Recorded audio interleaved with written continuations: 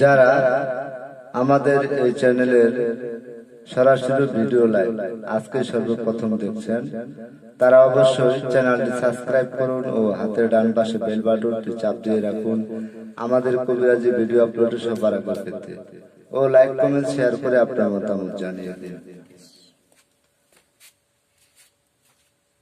সারা বিশ্বের মুসলিম জাতির প্রতি রইল আমাদের পক্ষ থেকে আসসালামু আলাইকুম ওয়া রাহমাতুল্লাহি ওয়া বারাকাতুহু।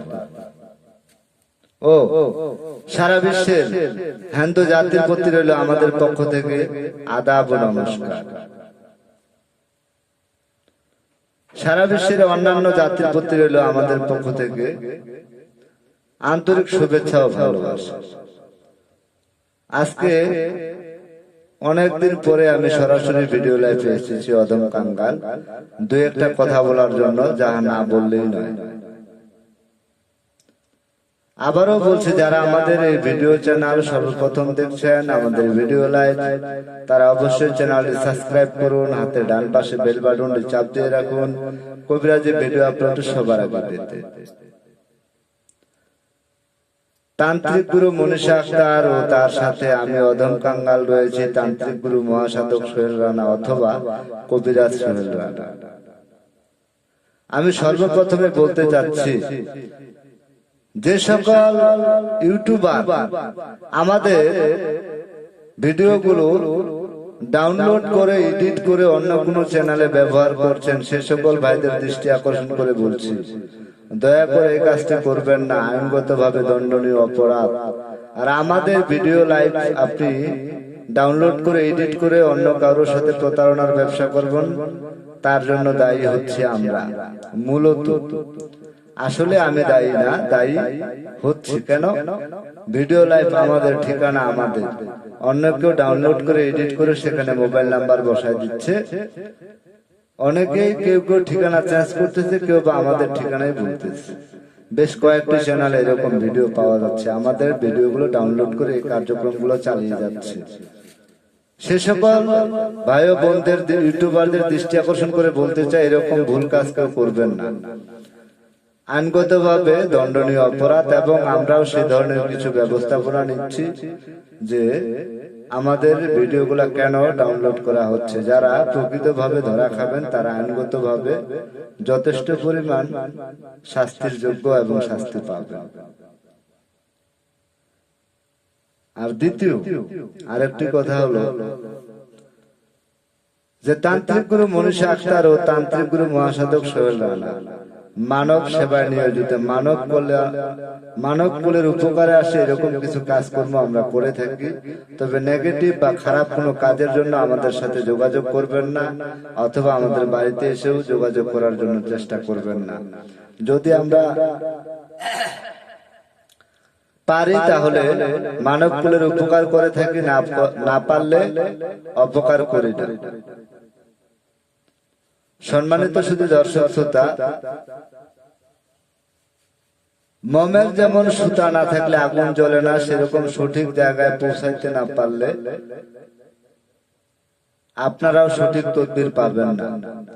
দুই একজন প্রতারক প্রতারণার ব্যবসা করছে, সেই দুই একজন প্রতারকের জন্য আমাদের কবিরাজ সমাজে আজ অন্ধকারের ঢেউ নেমে এসেছে, আধার নেমে এসেছে। অনেকেই বলতেছেন কবিরাজ, তান্ত্রিক গুরু, মহাসাধক এগুলো সব ভুয়া। কেন? পৃথিবীর শুরুতেও এই ধরনের তাবিজ কবজ তান্ত্রিক সাধক ছিল, আজও আছে। পৃথিবী যতদিন থাকবে ততদিনই এগুলো থাকবে। একটু কাগজ দাও। পৃথিবী যতদিন থাকবে এগুলো ততদিনই থাকবে। নিচে আছে, ছিল, থাকবে, এখনো আছে। তবে আপনি হয়তো দুই একজন প্রতারকের কাছ থেকে প্রতারিত হয়ে আজকে আমাদের এই সমাজের এই বদনামটা ছড়াচ্ছেন, কিন্তু তার জন্য দায়ী আপনি নিজে। কেননা অনলাইনে নাম্বার পেয়ে আপনি পাগলের মতো তদবির নেওয়ার জন্য তার সাথে কথা বলতেছেন, লেনদেন করতেছেন হাজার হাজার টাকা, অথচ সে কোনোদিন তার নিজের চেহারাটা মানুষকে দেখাইলো না, তার সঠিক কোনো ঠিকানা ব্যবহার করা হচ্ছে না, সঠিক কোনো মোবাইল নাম্বারও ব্যবহার করা হচ্ছে না। তাহলে আপনি তার কাছ থেকে কিভাবে আশা করেন যে সঠিক তদবির পাবেন? খোঁজ খবর নিয়ে দেখেন আদৌ তার কোনো স্থান আছে কিনা, মোবাইল নাম্বার সঠিক কিনা, সে যে নামটি ব্যবহার করছে সেটাও সঠিক কিনা।